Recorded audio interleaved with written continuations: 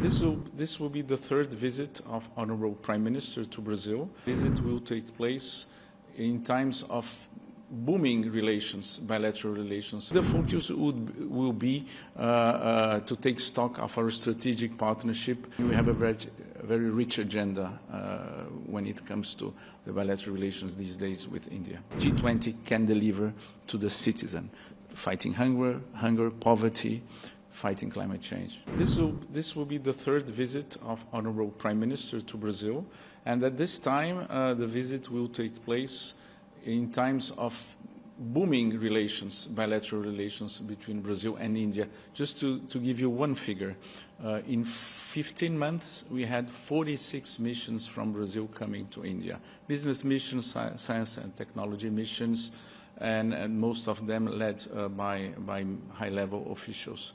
So I think the numbers speak for themselves, right? So Prime Minister would be there for the G20 summit. What would be Brazil's priority for this year's summit? Yes, just to mention that of course there's going to be at the sidelines of the summit a bilateral meeting between Prime Minister Modi and President Lula. But our priorities basically are three. The first is to focus on the combating hunger and poverty. This is why we have launched, of course, together with all other G20 members, we have launched a task force against hunger and poverty. The second priority is fighting climate change. We also have launched a task force to fight climate change, to mobilize financing, for example, to fight climate change. And the third is reform of global governance institutions. So these three priorities, they actually build on the really stunning results of the G20, your G20 presidency. So you mentioned that there would be a bilateral between Prime Minister Modi and Brazilian President. What would be the focus and topics of the discussion, and any major announcement that we can expect? I'm not anticipating, I think, any major announcement. But perhaps we will all be surprised by some announcement, but I don't know. But I think the focus will be to take stock of our strategic partnership, which has gained more content, more technological and more economic content, focusing on basically three pillars, which is food security, agriculture, energy, of course, including bioenergy, biofuels, and defense.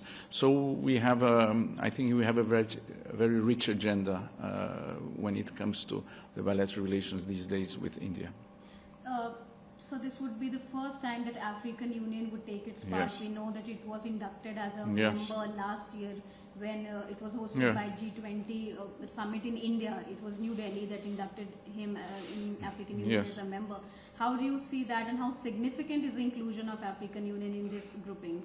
Well, this is, I would list as one of the top three incredible results of your presidency. You have added, you have boosted the group legitimacy, because when you add 55 countries to a group, it makes a lot of difference. And Brazil, on top of that, has invited Angola, Nigeria, and Egypt to the summit. So we are boosting even more the presence of Africa in this summit. So what can we expect when it comes to outcome documents of the Brazilian presidency? Yes. Well, we have already had some very good outcome documents. Let me just mention that we have managed to negotiate 12 ministerial declarations. And among the more concrete results, you know, this idea of connecting the so-called Sherpa track and financial track of the G20 structure has led to the launching of these two task forces I mentioned. And the aim of connecting these two tracks is to transform political decisions into implementation of tangible results on the ground. And this is also one of our priorities, is to show to the citizenry of the world at large that G20 can deliver to the citizen, fighting hunger, poverty, fighting climate change. So last question. Right. We have two ongoing wars, Russia, Ukraine, and West Asia conflict. How much do you think this war would be focused? How much would it be discussed, and would it have an impact on the outcomes or the consensus?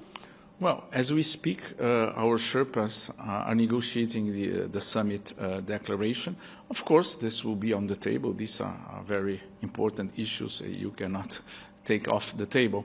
But I think I trust on the Brazilian diplomacy tradition, long tradition of brokering agreements on reaching out to all countries of the world.